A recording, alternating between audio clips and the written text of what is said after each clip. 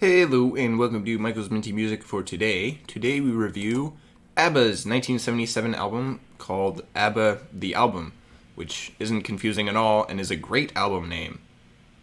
But the album is actually pretty good, definitely one of their better albums, and most of the songs here are pretty good, pretty great. So this is the track listing, and these are the tracks I added to my playlist. 6 out of 9, 2/3 of the album. This album is very good. The first half is absolutely great.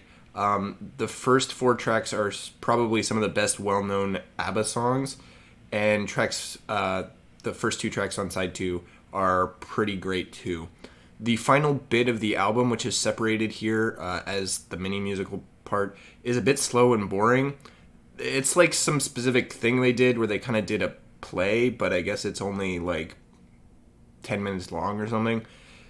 All the songs here sound more like musical songs than pop songs, which really doesn't fit well for the album. Really, this is sort of a 6-song album with some extra bit stapled on at the back. So this results in the album feeling too short, and it doesn't really have a distinct sound. It just sounds like disco, which is still pretty good. This album really lacks variety. All of the songs here are really pretty good, but they all sound pretty similar. They're just different styles of the same sort of genre. So I would say this album is definitely good, definitely the best, one of the best ABBA albums, but it lacks variety of other artists. There was only one single released before the album, The Name of the Game, which is pretty popular at the time, along with Take a Chance on Me, which is one of the most well-known songs off the album.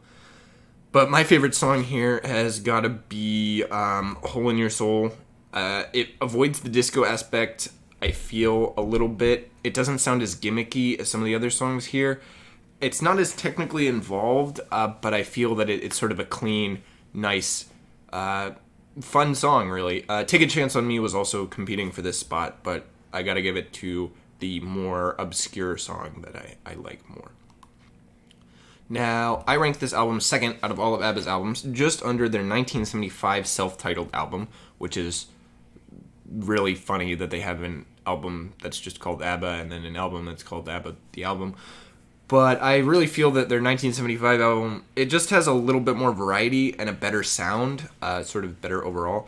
ABBA the Album is just pop disco. It doesn't branch out that much. It's great in that style, but I like variety better as long as it's good variety. So their self-titled 1975 album will take it for their top.